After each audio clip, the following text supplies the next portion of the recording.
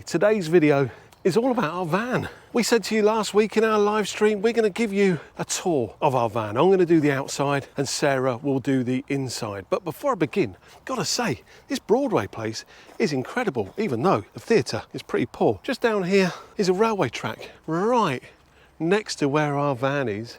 And you might be thinking, oh, that doesn't sound very good. Well, we only have a train going past maybe 4 or 5 times a day.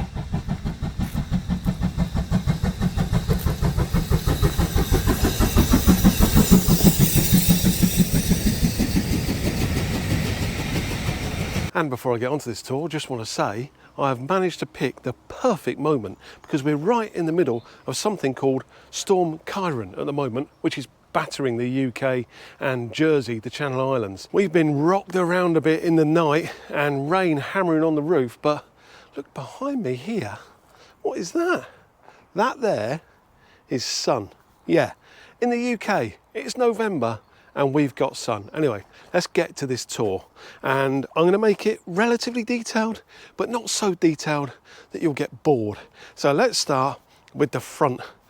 And this is a Benimar. So you see the number plate there, To Go Rome. That's not our real number plate. We couldn't afford that. That only costs 20 quid, but we do have to take it off when we're on the road. So this Benimar is on a Fiat Ducato base in the UK and in Europe. Probably the vast majority of motorhomes are on a Fiat base. The other alternative is a Mercedes, but as I'm sure you can imagine, that would bump the price up quite considerably. Now, earlier on, because I knew I was making this video, I did clean a portion of the van, the main portion that you'd see. Look, gleaming, absolutely wonderful there. And I really did put the effort in. So this here is where we fill up, and that's where the AdBlue goes in. If you don't know what AdBlue is, it's a fuel cleaner, I think. There's our habitation door. That's how we get into the main part of our motorhome. This bit here, well, if I lift that up, we've got outside gas, so we can have a gas barbecue out here, which we've done quite a few times, and that there is for a shower. It's a cold shower, as you can see with the blue, so I'm not sure in this time of year we'd be making a huge amount of use of that, but people say it's good for things like cleaning your boots after a long hike. We got a step. Look at this. We did have another step, but a good friend of mine who's in this whole thing thought that it was a death trap. So I actually invested in a step. And this here, believe me, this isn't going to be as detailed, but this here is a collapsible watering can. I know we haven't got any flowers, but I do use it for cleaning the van. So that's access into the garage or the boot or the trunk, whatever you want to call it, as is that, but I'll show you that in a moment. So LPG stands for liquid propane gas, and in here we have 2 11-kilo gas canisters. These are on the gas low system, so if you see here there's a point there, so that is where you fill up the gas low system. This here is the dreaded WC, the wash closet, I think. It's an old-fashioned term, isn't it? WC.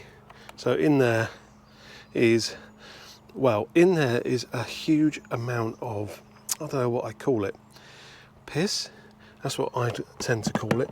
We have made a executive decision to, when it comes to using the toilet on the van, just doing number ones, because number twos, I think you're getting yourself into a whole realm of other things that can get problematic and troubling. That's what the other side of the van looked like. Yeah, I forgot I was going to be showing you 2 sides. Apologies for that. This here is what's called the electric hookup cable. So you plug that in, and on this side, the cable goes along there to that post, and that's where we're getting all of our mains electric from, and that also tops up the 12-volt electric system on board. And here is where we fill up with water. Not much you can say about that, apart from the fact that on most sites there's a water spot where you can do such things. Right, now I take that probably you want to have a good deep look at our garage, our trunk, our boot. And I thought about this long and hard. I thought, shall I get everything out for you to see? And I thought, blimey, if I was watching this, I'd love that. but I've always felt like I'm in a minority in life. So if that's you, you're in a minority, let me know in the comments. If we get like 100 comments of people going, love it if you went through the trunk of your van, then I guess we'll do it. But until then, I don't think it's fair on anyone. So let's just give you a rough idea of what's here. So over to this side, there's a shelf up there. In here, we've got an advent calendar for Sarah's mum. There you go. That's the kind of detail I'm going into at the moment. But that's just rubbish up there. That there is coffee. So that's what we've gone through in 2 weeks. So that's Tassimo coffee. We've got a Tassimo coffee machine, which you'll see when Sarah shows you around inside. Down there is the wheel jack. Right in the depths in here, behind all this, is our spare wheel, but that's a palaver getting all that out. So a telescopic ladder to get up to the roof. I actually fashioned something so that it would sit against that back wall, which was pretty cool. That there is a table. Under here we got fold up chairs, and that's a soda stream. If you don't know what a soda stream is, then you are missing out. This here is a bit of conduit. And you might be wondering why I've got a nice long bit of conduit in the van. Sarah is also wondering why I've got a nice long bit of conduit in the van. I don't have a solution. I just bought it when we were in a shop called Wickes. I saw it there. I thought that might come in handy for something. Oh, look, I've pulled it apart now.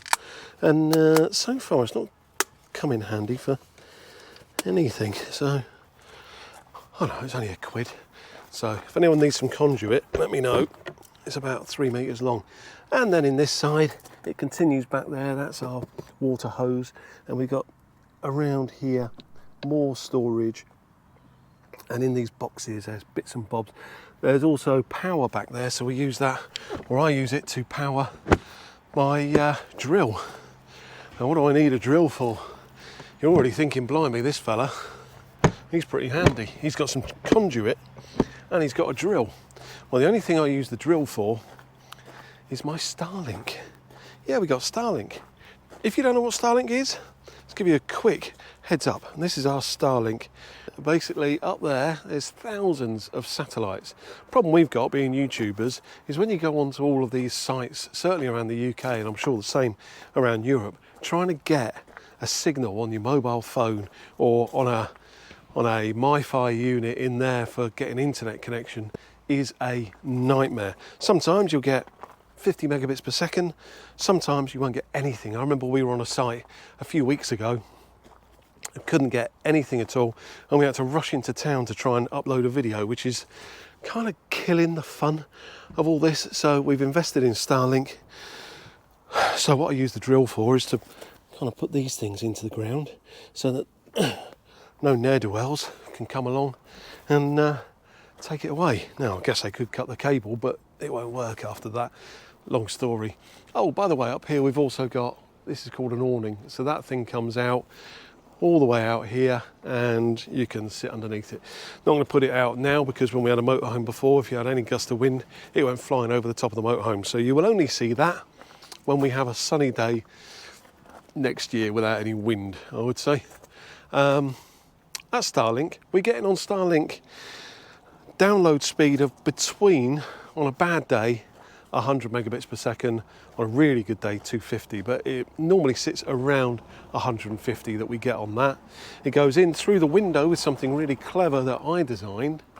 I haven't filed a patent, so if you're looking to do something similar, you've still got time to do so before I go through the whole patent process. But basically, I've got 2 bits of rope I've cut in half, which hold the window down, which means this cable can poke in and out of there. Which I think you're sitting there going, that is this guy really is very handy. It's very true. So that's the just to say something else here. This here, that didn't come on the van. That was damned expensive. It's called a mirror guard. And basically, if someone smacks into the mirror on this, it costs hundreds to replace. If they hit that, That should protect our wing mirrors because they're electric and all that kind of stuff. Right, that's the outside. Let's have a look at the inside, but let's do this with Sarah because she's going to be much better at showing you around. So, Sarah, let's have a look inside, shall we? Hello and welcome to our humble abode. Cheers, come on in. So here it is. This is our van and we've got 3.5 different areas and another room. So let me show you around. So this is our dining area, or as it's more used for is the to-go home office, to be honest.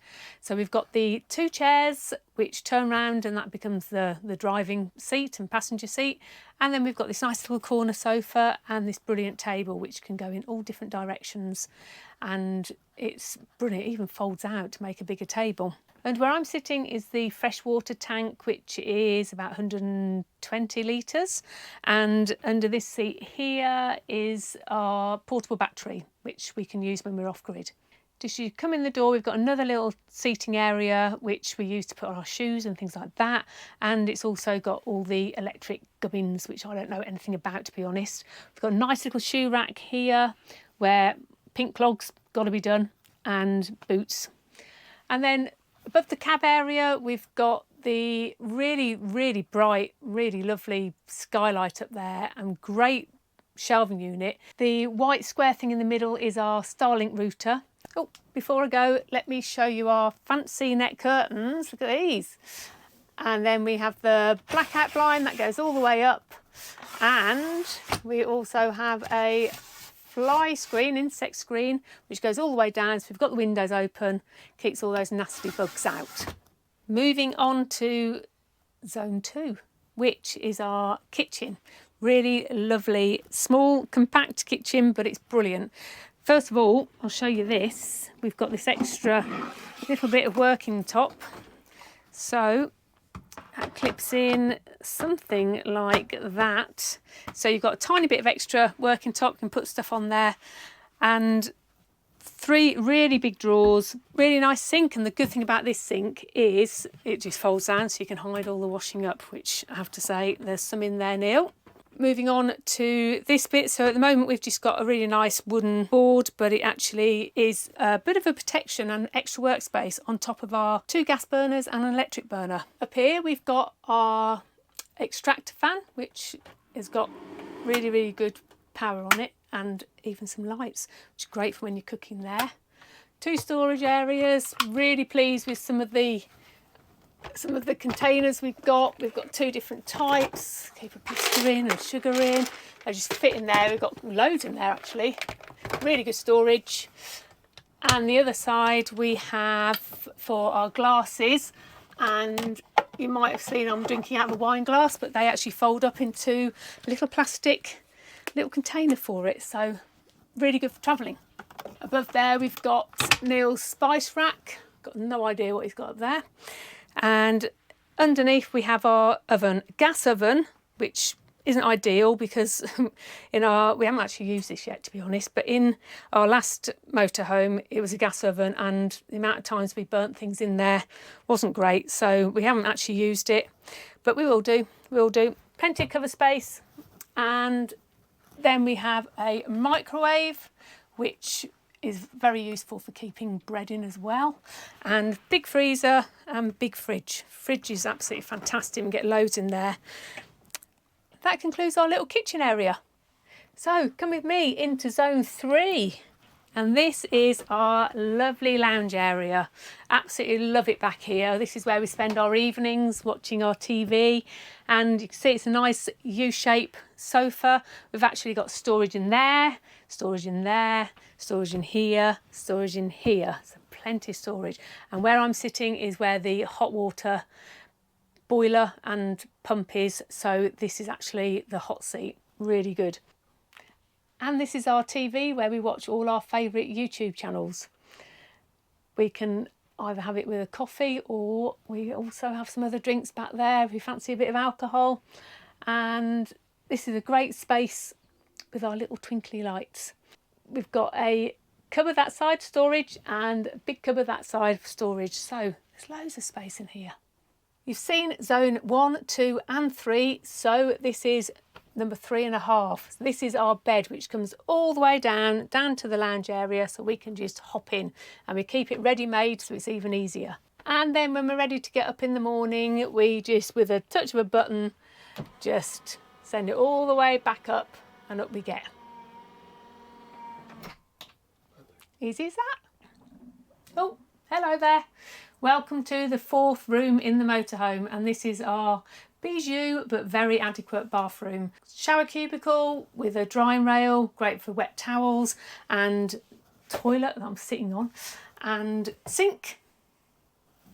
Good little storage area, cupboard with all our stuff in, and that's it. So that's it. What do you think? Let us know in the comments below. Yeah, and we've had this now for about 3 months, and we've spent probably 8 weeks, I would say, in total. So we really hope you've enjoyed this one, and we'll see you next week. You've been watching To Go Roam. Bye for now.